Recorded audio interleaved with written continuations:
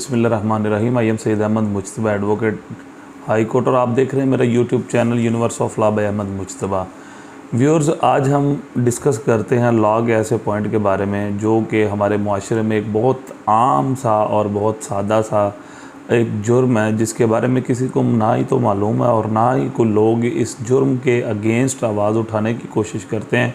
और ना ही वो इस जुर्म के अगेंस्ट किसी भी किस्म की कार्रवाई करने की कोशिश करते हैं। हमारा जो लॉ है, जो हमारा जस्टिस सिस्टम है, ये टोटल जो जस्टिस सिस्टम है ये स्टैंड करता है हमारा एविडेंस के ऊपर। किसी भी किस्म का कोई मसला है, जब हम कोर्ट में जाते हैं किसी भी किस्म की वायलेशन ऑफ राइट की प्लेंट लेकर, या हम किसी के खिलाफ FIR दर्ज करवाते हैं, या हम किसी को सज़ा दिलवाना चाहते हैं, यानी कि जब भी कोई पर्सन, जब भी कोई साइल अदालत से अपना हक़ लेने के लिए या अपनी दाद रसी के लिए जाता है, तो वो अपने उस दाद रसी को साबित करने के लिए कोई ना कोई एविडेंस पेश करता है।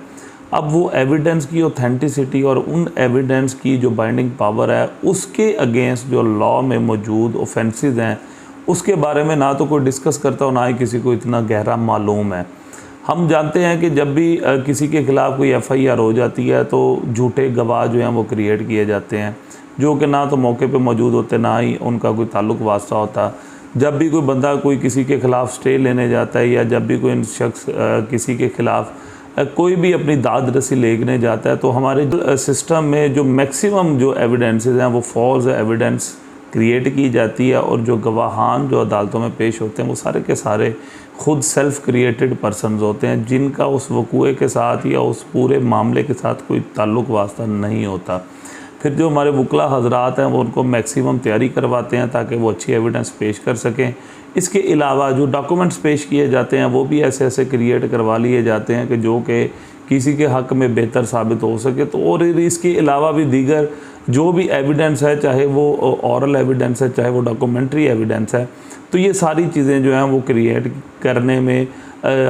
हम लोग जो हैं वो माहिर हैं, और इसकी वजह से जो है वो जो मुलजिम है, जो बेगुनाह लोग हैं वो फांसी चढ़ जाते हैं, और जो गुनाहगार लोग हैं वो फांसी से बच जाते हैं।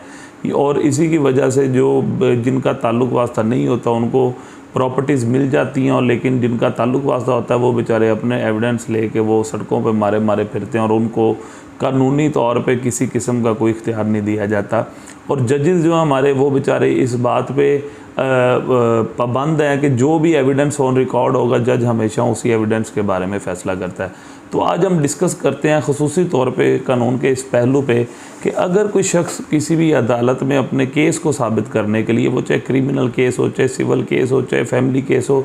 एनी टाइप ऑफ केस को साबित करने के लिए अगर वो झूठे गवाह पेश करता है,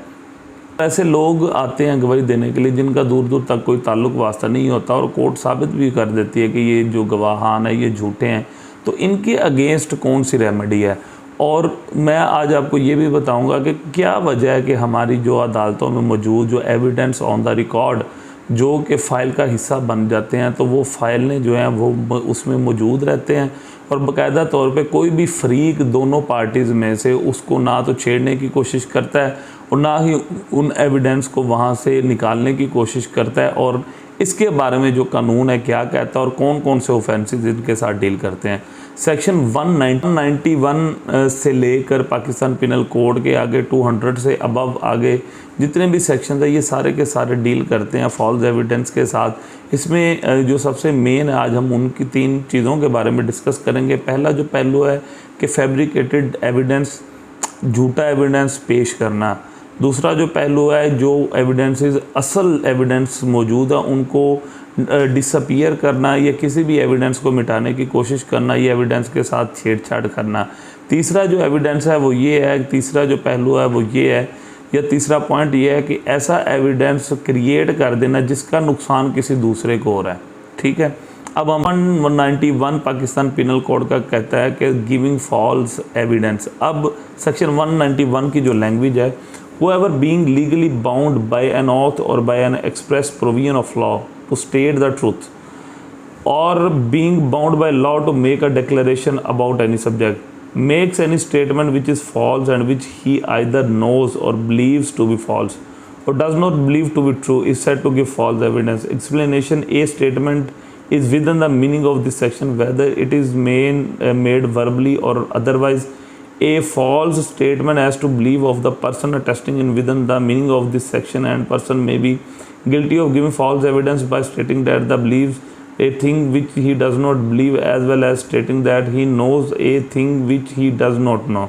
अब इसमें ये इन्होंने बताया सेक्शन 191 पाकिस्तान पिनल कोड का कि जो फॉल्स एविडेंस, झूठी गवाही दी जाती है, कोई ऐसा शख्स जो कि ड्यूटी बाउंड है गवाही देने का, या कोई ऐसा शख्स जो कि बाय ऑथ उसने कहा है कि मैं इस बात की गवाही देता हूँ, और वो ये चीज़ें जानते हुए भी ड्यूटी बाउंड भी हो, या किसी महकमे का कोई मुलाजिम हो जिसको जो ड्यूटी बाउंड है एविडेंस देने के लिए, और उसको ये पता है कि जो मैं चीज़ कह रहा हूँ या जो बात मैं अदालत में ऑन ओथ मैं करने जा रहा हूँ, ये सारी की सारी जो कहानी और ये सारी की सारी मेरी एविडेंस है, वो चाहे वर्बली हो, चाहे लिख के हो, या किसी भी मीनिंग में हो बाय, तो ये सारी की सारी जो स्टोरी मैं अदालत में बयान कर रहा हूँ, ये झूठ पे मबनी है, इसका हकीकत के साथ जो है वो कोई ताल्लुक़ वास्ता नहीं है। अब इसकी मिसाल जो दी है वो ये है, a in support of a just claim which B has against Z for 1,000 rupees falsely swear on a trial that he had Z admit the justice of B's claim A has given false evidence। इसमें यह कहा कि किसी एक शख्स ने किसी दूसरे शख्स के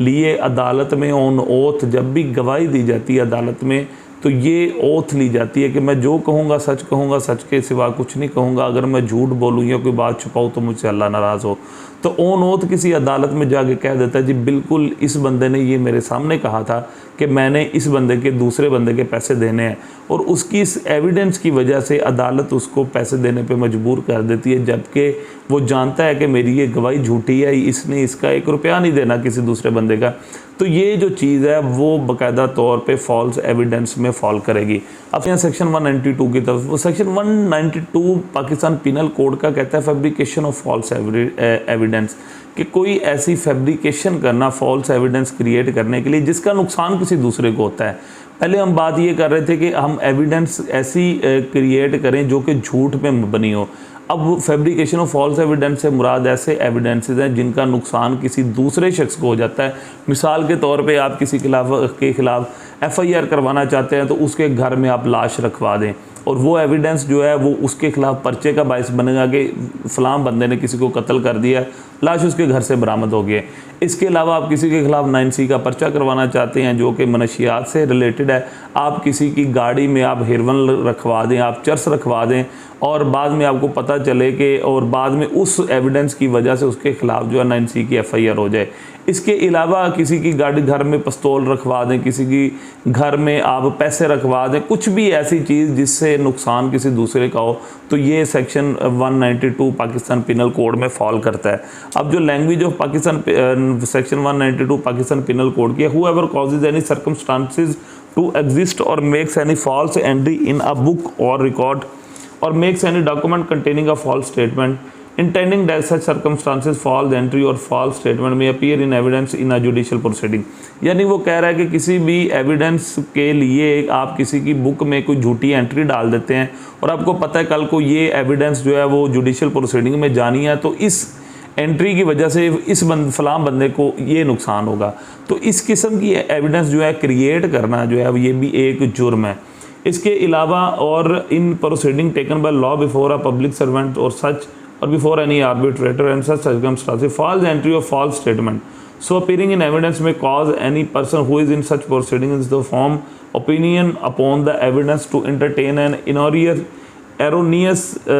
opinion touching any point material to the result of such proceeding is said to be fabricated false evidence। यानी कि ऐसी एविडेंस को क्रिएट करना जिसकी वजह से जिसकी पुटिंग से पुट आप करते हैं लेकिन उस एविडेंस का नुकसान जो है वो किसी दीगर शख्स को होता है, तो ये जो चीज़ है ये फॉल्स एंड फैब्रिकेशन एविडेंस में फॉल करती है और सेक्शन 192 पाकिस्तान पिनल कोड का उसको अट्रैक्ट करता है। अब आते हैं हम सेक्शन 193 पाकिस्तान पिनल कोड की तरफ। इसमें हम पनिशमेंट्स के बारे में डिस्कस करते हैं कि फॉल्स एविडेंस की पनिशमेंट्स क्या हैं। Whoever intentionally gives false evidence in any stage of judicial proceeding or fabricates false evidence for the purpose of being used in the stage any judicial proceeding shall be punished with imprisonment for either discretion for a term which may extend to 7 years।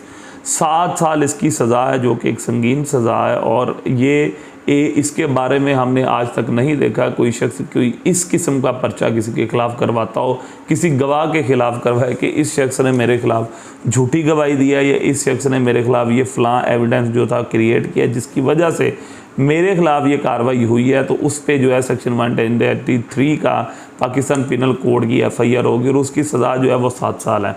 इसके बाद and shall also be liable to whoever intentionally gives or fabricates false evidence in any other case shall be punished with imprisonment for either description for a term which may extend to 3 year. और अगर आप किसी दूसरे case में जाके वो evidence देते हैं और वही एविडेंस पेश करते हैं तो उसकी जो सज़ा है वो 3 साल। अब आते हैं सेक्शन 194 की तरफ। सेक्शन 194 में ये बताया गया है कि कोई किसी भी ऐसे जुर्म की जो है वो आप एविडेंस देते हैं जिस जुर्म की सज़ा जो है वो सज़ाए मौत है, अगर उसमें आपकी एविडेंस की वजह से किसी शख्स को सज़ाए मौत हो जाती है और बाद में पता चलता है कि आपने जितनी गवाही दी है ये सारी की सारी झूठ पे मबनी है, तो आपके ऊपर किस बात की FIR होगी और आप उस FIR में आपकी सज़ा क्या होगी। तो whoever gives a fabricate false evidence intending thereby to cause or knowing it to be likely that he will thereby cause any person to be convicted on an offence which is capital by law for the same for that time being in force shall be punished with imprisonment for life or with rigorous imprisonment for term which may extend to 10 years। यानी कि आप ऐसे बंदे के खिलाफ गवाही दे देते हैं और आपकी गवाही जो है वो इसमें 2 चीज़ें हैं। वो पहली चीज़ ये है कि आप ऐसे बंदे के खिलाफ गवाही दे देते हैं जो कि सज़ाए मौत का उस पर जुर्म लगाओ और वो आपकी गवाही झूठी साबित हो जाए, तो आप पे जो सज़ा है वो सज़ा उम्र कैद है या आपको 10 साल की कैद बामुशक्कत हो सकती है। अब हम अगली तरफ आते हैं। दूसरा जो पहलू है इसका वो ये कहता है कि किसी भी इनोसेंट पर्सन के खिलाफ, पहले उसने कहा था जस्ट पर्सन के खिलाफ आप एविडेंस दे दें कि और आपकी गवाही झूठी हो कि उसके ऊपर सिर्फ इल्ज़ाम हो, लेकिन दूसरा ये है कि अगर किसी इनोसेंट पर्सन के खिलाफ आप एविडेंस दे देते हैं और आपकी उस एविडेंस पे बेस करती हुई वो जो सज़ा है वो एग्जीक्यूट हो जाए, यानी कि उसको अगर सज़ा आपकी एविडेंस की बेस पे सज़ाए मौत की सज़ा थी और वो एग्जीक्यूट होगी और वो बंदा मर गया और बाद में पता चले कि आपकी तो एविडेंस ही सारी झूठी है और किसी पॉइंट पे ये साबित हो जाए कि आपने तो जैली एविडेंस दी है, तो आप पे जो पर्चा होगा उसकी जो सज़ा होगी वो भी सज़ाए मौत होगी। अब लैंग्वेज ऑफ सेक्शन 194 क्या कहती है? पर्सन, अच्छा, if innocent person be there by convicted and executed and if an innocent person be convicted and executed in consequences of such false evidence, the person who gives such false evidence shall be punished either with death or the punishment here and before described। या उसको सज़ाए मौत होगी या उसको rigorous imprisonment for 10 year होगी या उम्र कैद की सज़ा होगी। तो ये एक बहुत बड़ा और बहुत ही अजीब पहलू है कि हम जो माशरे में हमारे झूठी गवाहियों की बिना पे लोगों की ज़िंदगियां चल रही हैं, झूठी गवाहियों की बिना पे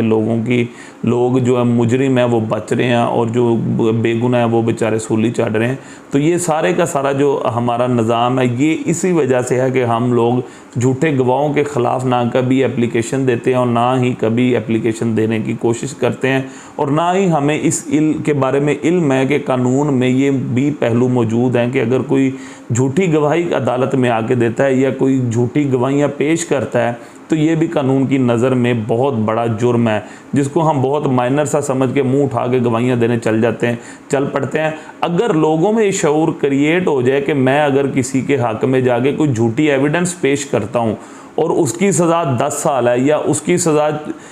उम्र कैद है या उसकी सज़ाए मौत है, तो आप यकीन करें कि पाकिस्तान में 99% जो है वो लोग पीछे हट जाएंगे झूठी गवाहियों से। तो और जितने भी मैटर्स चलेंगे वो सारे मेरिट पे चलेंगे और लोग ज़्यादा से ज़्यादा जो है वो कोशिश करेंगे कि वो किसी के मामले में दखल अंदाजी ना करें और ना ही झूठी गवाही देने की कोशिश करें। और क्योंकि उनको डर होगा कि अगर झूठी गवाही साबित हो जाएगी तो अगर ये बंदा जिसके खिलाफ मैं गवाही दे रहा हूँ ये तो मर ही रहा है, उसके बाद अगर ये साबित हो गया कि मैंने झूठी गवाही दी है तो मेरा भी जो है वो सफाया हो जाएगा और मुझे भी सज़ाए मौत की सज़ा कानून दे सकता है। अब आते हैं हम सेक्शन 201 की तरफ। सेक्शन 201 ये भी एक बहुत बेसिक सेक्शन है और ये ज़्यादा से ज़्यादा हमारे मुआशरे में इस चीज़ की